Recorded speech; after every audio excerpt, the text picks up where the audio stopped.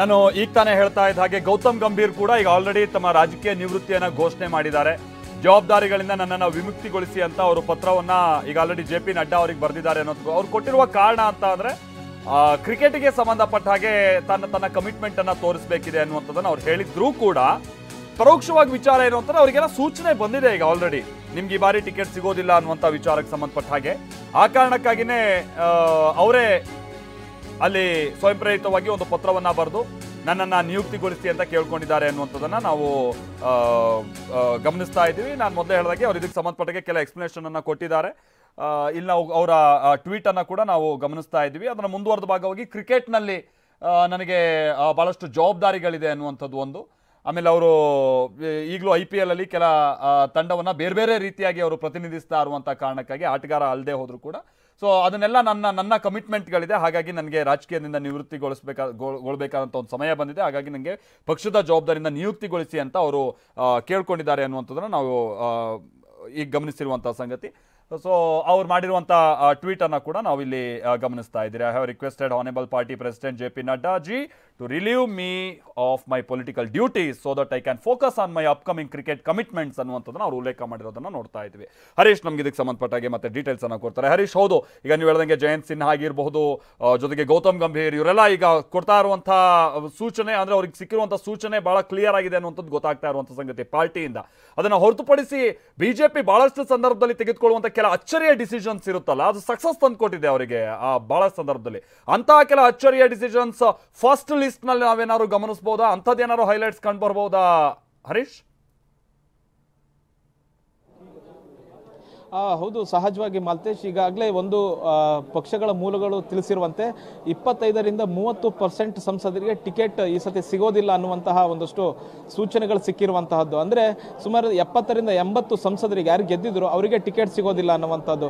ಯಾವ ಮಾನದಂಡಗಳ ಆಧಾರದ ಮೇಲೆ ಅವರಿಗೆ ಟಿಕೆಟ್ ಸಿಗೋದಿಲ್ಲ ಅನ್ನುವಂಥದ್ದು ನೋಡಿದ್ರೆ ಒಂದು ವಯಸ್ಸಾಗಿರುತ್ತೆ, ಇನ್ನೊಂದು ನಮೋ ಆ್ಯಪ್ ಮೂಲಕ ಕಾರ್ಯಕರ್ತರಾಗಿರಬಹುದು, ಸ್ಥಳೀಯ ಮತದಾರರಾಗಿರ್ಬೋದು, ಅವರು ಮತದಾನವನ್ನು ಮಾಡಿರ್ತಾರೆ. ಅಂದರೆ ತಮ್ಮ ಅಭಿಪ್ರಾಯವನ್ನು ತಿಳಿಸಿರ್ತಾರೆ, ಯಾರಿಗೆ ಟಿಕೆಟ್ ಸಿಗಬೇಕು, ಯಾರಿಗೆ ಟಿಕೆಟ್ ಸಿಗಬಾರ್ದು, ಈ ಸಂಸದರ ಕಾರ್ಯವೈಖರಿ ಹೇಗಿದೆ, ಅವರು ಹೇಗೆ ತಮ್ಮ ಕ್ಷೇತ್ರದಲ್ಲಿ ತೊಡಗಿಕೊಂಡಿದ್ದಾರೆ, ಕಾರ್ಯಕರ್ತರ ಜೊತೆ ಅವರಿಗೆ ಸಂಬಂಧ ಹೇಗಿದೆ, ಎಲ್ಲವನ್ನು ಕೂಡ ನಮೋ ಆ್ಯಪ್ ಮೂಲಕ ತಿಳಿಸಿರ್ತಾರೆ. ಆ ನಮೋ ಆ್ಯಪ್ನ ಸಂಪೂರ್ಣ ವರದಿ ಈಗ ಹೈಕಮಾಂಡ್ ವರದಿ ಸೇರಿರುವಂತಹದ್ದು. ಅವರು ಎಲ್ಲ ಮಾನದಂಡಗಳನ್ನು ನೋಡ್ತಾರೆ, ನಮೋ ಆ್ಯಪ್ ಮೂಲಕ ಹೇಗಿದೆ. ಮತ್ತೆ ಸಚಿವರುಗಳು ಕೂಡ ಒಂದಷ್ಟು ವರದಿಯನ್ನು ಕೊಟ್ಟಿದ್ದಾರೆ, ತಮ್ಮ ವ್ಯಾಪ್ತಿಯಲ್ಲಿ ಬರ್ತಕ್ಕಂಥ ಸಂಸದರು ಅವರ ಕಾರ್ಯವೈಖರಿ ಹೇಗಿದೆ ಅನ್ನುವಂಥ ಒಂದಷ್ಟು ವರದಿಗಳು ಕೂಡ ಸಚಿವರ ಮೂಲಕ ಪಡ್ಕೊಂಡಿದ್ದಾರೆ.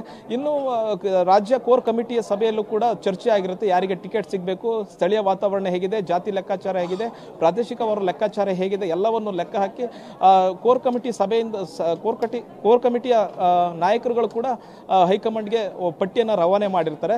ಅವೆಲ್ಲವನ್ನ ಅಳೆದು ತೂಗಿ CEC ಸಭೆಯಲ್ಲಿ ಚರ್ಚೆ ಮಾಡಿ ಪ್ರಮುಖವಾಗಿ ಯಾರಿಗೆಲ್ಲ ಅಂತಿಮವಾಗಿ ಟಿಕೆಟ್ ಕೊಡಬೇಕು ಅನ್ನುವಂಥ ನಿಟ್ಟಿನಲ್ಲಿ ನಿರ್ಧಾರವನ್ನು ಮಾಡ್ತಾರೆ. ಒಂದು ಉದಾಹರಣೆ ಏನು ಅಂತಂದ್ರೆ, ಈ ಸತಿ ನಿರ್ಮಲಾ ಸೀತಾರಾಮನ್, ರಾಜೀವ್ ಚಂದ್ರಶೇಖರ್ ಅವರಿಗೆ ರಾಜ್ಯಸಭೆಗೆ ಈ ಸತಿ ಟಿಕೆಟ್ ಕೊಟ್ಟಿಲ್ಲ. ಹಾಗಾದ್ರೆ ಅವರು ಕೇಂದ್ರ ಸಚಿವರು, ಅವರಿಗೆ ಮತ್ತೆ ಅವರು ಲೋಕಸಭೆಗೂ ರಾಜ್ಯಸಭೆಗೂ ಅವರು ಬರಲೇಬೇಕಾಗಬಹುದು, ಅಂತಹ ಅವ್ರನ್ನ ಬಿಡ್ಲಿಕ್ಕೆ ಸಾಧ್ಯ ಇಲ್ಲ ಅನ್ನುವಂಥದ್ದು ಒಂದು ಚರ್ಚೆ ನಡೀತಿದೆ. ಅಂದ್ರೆ ಹಾಗಾದ್ರೆ ಅವರು ಲೋಕಸಭೆಗೆ ಸ್ಪರ್ಧೆ ಮಾಡ್ತಾರ? ಲೋಕಸಭೆಗೆ ಸ್ಪರ್ಧೆ ಮಾಡಿದ್ರೆ ಅವರಿಗೆ ಯಾವ ರಾಜ್ಯದಿಂದ ಅವರಿಗೆ ಟಿಕೆಟ್ ಅನ್ನು ಕೊಡಬಹುದು? ಈಗ ದಕ್ಷಿಣ ಭಾರತದವರಾಗಿರ್ತಕ್ಕಂಥ ಇವರನ್ನ ಉತ್ತರದ ಯಾವುದಾದ್ರೂ ರಾಜ್ಯಗಳಲ್ಲಿ ಸ್ಪರ್ಧೆ ಮಾಡ್ಲಿಕ್ಕಾಗತ್ತಾ? ಅದನ್ನು ಕೂಡ ಚರ್ಚೆಯನ್ನ ಮಾಡ್ತಾ ಇದ್ದಾರೆ. ಮುಖ್ಯವಾಗಿ ಕರ್ನಾಟಕದಿಂದ ನಿರ್ಮಲಾ ಸೀತಾರಾಮನ್ ಅವರೇನಾದ್ರು ಸ್ಪರ್ಧೆ ಮಾಡ್ತಾರ ಅನ್ನುವಂಥ ಚರ್ಚೆ ಕೂಡ ನಡೀತಿದೆ. ಇನ್ನೊಂದು ಜೈಶಂಕರ್, ವಿದೇಶಾಂಗ ಸಚಿವರಾದಂಥ ಜೈಶಂಕರ್ ಅವರು ಕೂಡ ಲೋಕಸಭೆಗೆ ಹೋಗ್ತಾರೆ, ಅವರು ಕರ್ನಾಟಕದ ಯಾವುದಾದ್ರೂ ಒಂದು ಕ್ಷೇತ್ರದಿಂದ ಸ್ಪರ್ಧೆ ಮಾಡ್ತಾರೆ ಅನ್ನುವಂತಹ ಚರ್ಚೆಗಳು ಕೂಡ ಇದೆ.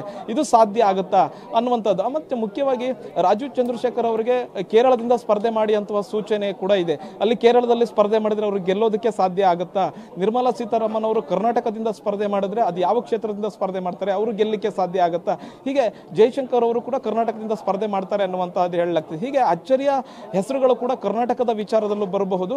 ಮತ್ತೆ ಕರ್ನಾಟಕದಲ್ಲಿ ಈಗಾಗಲೇ ಹಾವೇರಿಯಿಂದ ಸಂಸದರಾಗಿರ್ತಕ್ಕಂತಹ ಶಿವಕುಮಾರ್ ಉದಾಸಿ ಅವರು ನನಗೆ ಟಿಕೆಟ್ ಬೇಡ ಅನ್ನುವಂಥದ್ದು ಹೇಳಿದರೆ, ದೆಹಲಿಯಲ್ಲಿ ಇರತಕ್ಕಂಥ ಸರ್ಕಾರಿ ಬಂಗಲೆಯನ್ನು ಕೂಡ ಖಾಲಿ ಮಾಡ್ಕೊಂಡು ಹೋಗಿದ್ದಾರೆ, ನನಗೆ ಯಾವುದೇ ಕಾರಣಕ್ಕೂ ಟಿಕೆಟ್ ಬೇಡ ಅನ್ನುವಂಥ ನಿಟ್ಟಿನಲ್ಲಿ.